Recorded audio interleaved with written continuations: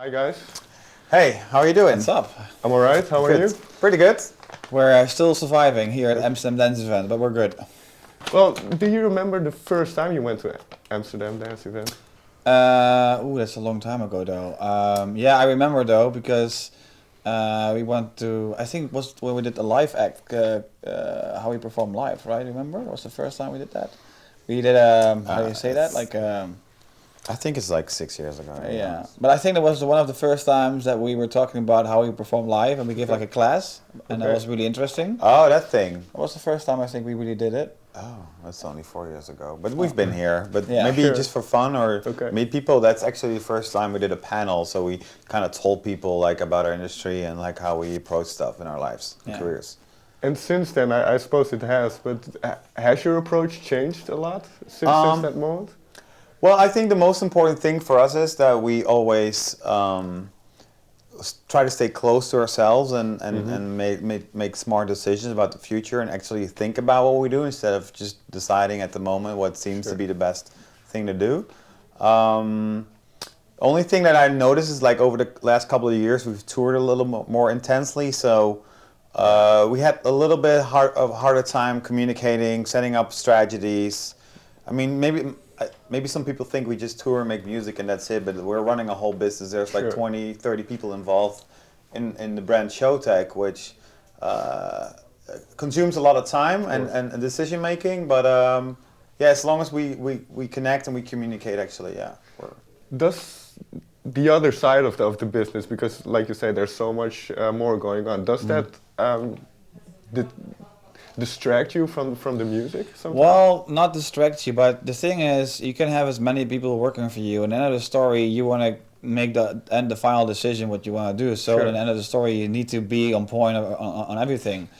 And that's also, you know, when we were younger in the beginning, like when we just started, like we just did stuff because we thought it was cool. But when Sure. you become on the radio and like you have success and you want to grow to another level, there is just more than making music, and, Sure. and you need like management and like there's a lot of stuff happening. But yeah, and then of this, yeah, we want to make as much as music as we can, but we know that we have to make time for even like this, Yeah. like press, because like music is our main tool to communicate with people. Of course. And it's very strong. I think we're doing a great job, but you also need to show your face, and like that's why Amsterdam Dance Event is such an interesting event to go to, because you meet label owners, you meet like promoters, and you meet like Riders. riders.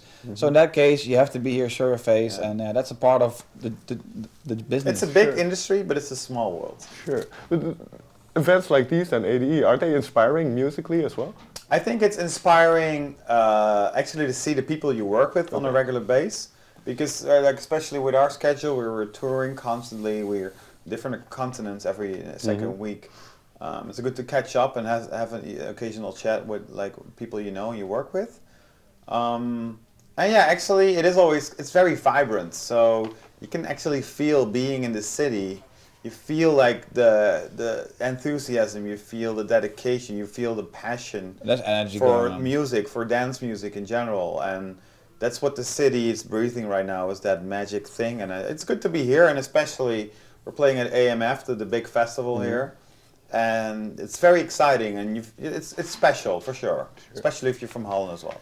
And one thing you mentioned is you're very busy with combining everything. So do you produce on the road, or do you set Yeah. out a different set of time? I think we have to we had to learn how to produce on the road. We like a few years ago we used to like travel back to Holland to work, and I mean we had a lot of ideas on the road, but we always had to go back to Holland to be in our studio, and that was very exhausting because it was our only place where we could sit together. And nowadays we just bought our like really nice studio laptops, and we just travel everywhere. And now we have studios everywhere. Like we can work in LA, New York, Miami. But it's definitely a new way to get used to, and we always said like, oh, once you start touring, like we want to keep our like music alive, and we noticed with everyone they started touring and had less songs, and they kind of like had a struggle. We were struggling like Sure. finding that new touch, and it also happened to us a little bit. So luckily we have like songs in the making now, and we're ready for. Like, Yeah. We took it down a notch last year, working on new productions, and very important. I hope people listen to this actually, but it's really important that if you get like successful, and we had a lot of like radio play like songs are going crazy, is to listen still to your own opinion, because more people get involved with opinions, and also if you want to grow and you know want to be more successful, you have to listen to people's opinions and take that into consideration when you work. But touring and the whole business side can also affect your creativity a little bit. Well, this is interesting what you say, because like, yeah, when you have a lot of success, people will have more of an opinion. When you start, there's no manager, there's no booker. You're sitting in your room, you make something cool, that's what people like. But then you get successful, and people have their opinion, and they start telling you, and you get insecure, and you travel, but you have to be open-minded though. But before you were successful, you didn't think about what you're doing, and then you start thinking about what you're doing. But which makes it harder. It can be also more successful if you work with the right people. Yeah. But it's important to listen to their opinions, but also stick to your own gut, because that's what made you like that artist. It's funny because, for example, and it's funny to share maybe, and I think other artists will understand this story. The last track we had with David Guetta, Bad, was such a success. We had like number 10s and number 1 in like 10 countries and like top 10s in like 30 countries. And our shows went crazy, and it was really nice. But then that success by being on the radio also gives you the feeling you have to have that same success again when you make the next track. And then is when you start almost to producing a radio song in the studio, but we still have like a club vibe, you know, we're still, when we're in a club, it's hard to find that combination again. So I think you always, like, even like Bad, for example, we never ever played it in the club. We just made it, and then we just, okay, this is cool, just release it. And now when we have a song, you're like, oh, let's try it out in the club, you know, like, because it's almost too radio. And I think you have to find a balance, and sometimes also accept as an artist that you have the artistic freedom to just do whatever the hell you want to do. And if it's not made for a club, then it's not made for a club, but it can still be Showtek. And that's where we have to let that feeling go and accept ourselves. Okay, this is maybe not for the club. It can be still a very big song. But if you limit yourself, or it needs to go crazy on that 128 BPM, you're going to stay in the same range, and then you're never going to like reinvent yourself, or never going to grow. And I think that's the last 2016 is the year where we got to know each other a little bit. Like, okay, what's our struggle? Because when everything goes well, it doesn't mean it goes well in the next 3 years, you know. So you have to also look at yourself, who you are, and what your weakness could be.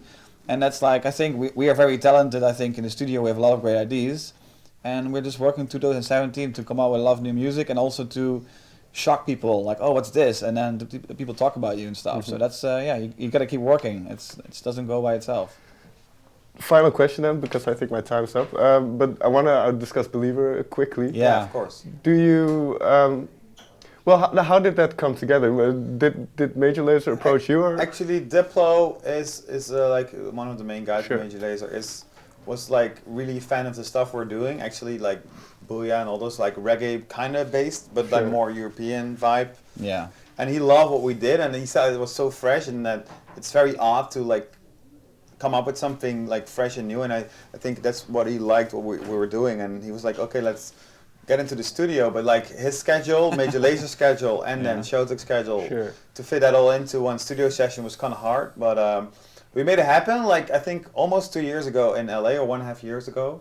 And we sat down in the studio. He had the vocal idea already there, and we kind of like worked on an idea together there, and we took it back to the studio and put our touch on it to it as well. And then we kind of went back and forth. And then luckily we had a spot to release it only like a week, almost 2 weeks ago. Yeah, that's going very well. 2 weeks ago. Yeah, is that a weird period then? Because you say you've worked on a track a long time ago. It's over a year ago. It's kind of hard because also like sound-wise, like, oh, is this still relevant? But a good song is a good song. Something that's made with the heart and the passion, people will hear that. It doesn't matter if it's what it sounds like, you have to feel it. Sometimes you just change a little of the mixing of the sound a little bit, but the whole idea was made back then, and then you just wait till the right moment. But it's going very well. We got a lot of support from Spotify. Streams going well. Like radio's playing it, other artists are playing it. So I think that we cannot really complain. It's a really good song. Yeah, we're happy. And before this track, how much of a fan of Major Lazer were you? Oh, yeah, huge. Like, That's great. It's an honor to work together. Yeah, it's definitely an honor. Yeah. All right. Thank you very much for your time. Thank you.